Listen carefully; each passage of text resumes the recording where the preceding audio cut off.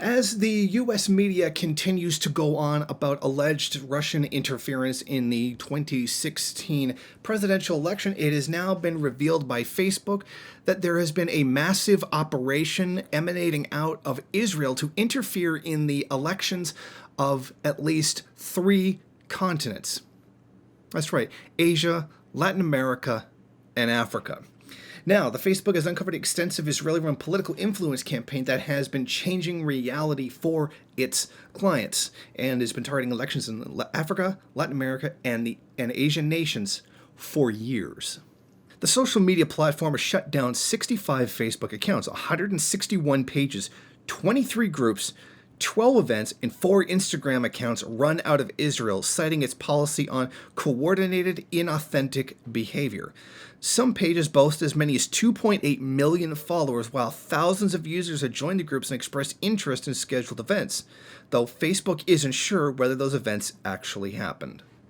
What's really dishonest about this is that these pages, these groups, etc., posed as mainstream media outlets. Now, they weren't like some guy giving an opinion on the internet, and you know that is just some guy saying something.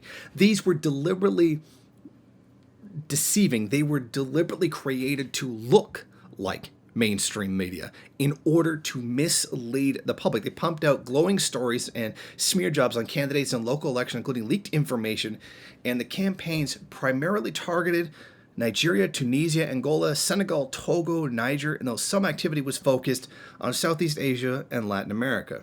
Although I imagine the Latin American one was probably Venezuela. Now, this shows that the Israelis invested considerable time and money into this deception. This is not like some guy in Israel was doing this. This was very clearly a state operation. They dropped about $812,000 on ads.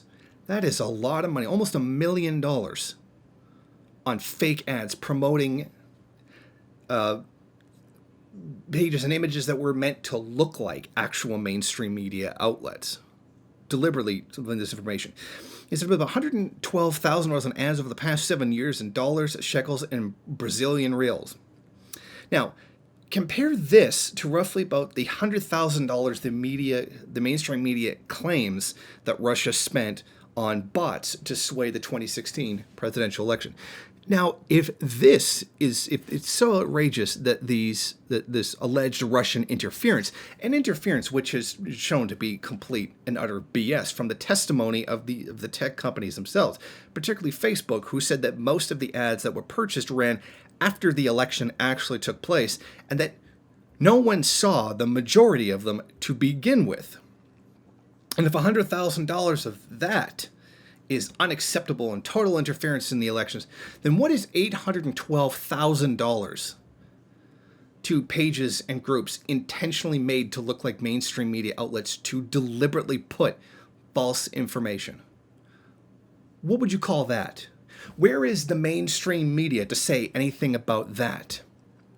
Where is Rachel Maddow to scream, Israel is coming, Israel is coming, the way that she pounded the gavel of Russian conspiracy theories? Of course, the United States media is absolutely silent. The UK media, the media of almost all imperialist countries, have been dead silent on this issue, because it is considered normal practice for Israel to interfere in the U.S. political scene, and it is considered acceptable for them to interfere in the elections of other countries as well. Because, of course, the United States and Israel are on the same page. They are defending each other's interests in particular sections of the world. This is not a Jewish conspiracy. This is not a conspiracy of any kind. This is literally two global players defending each other in particular spheres of influence in different regions of the world because they have a common goal in an alliance. So, look at this. Where is the outrage? Where are the Democrats to pound up and down that Israel was doing this, Israel's doing this?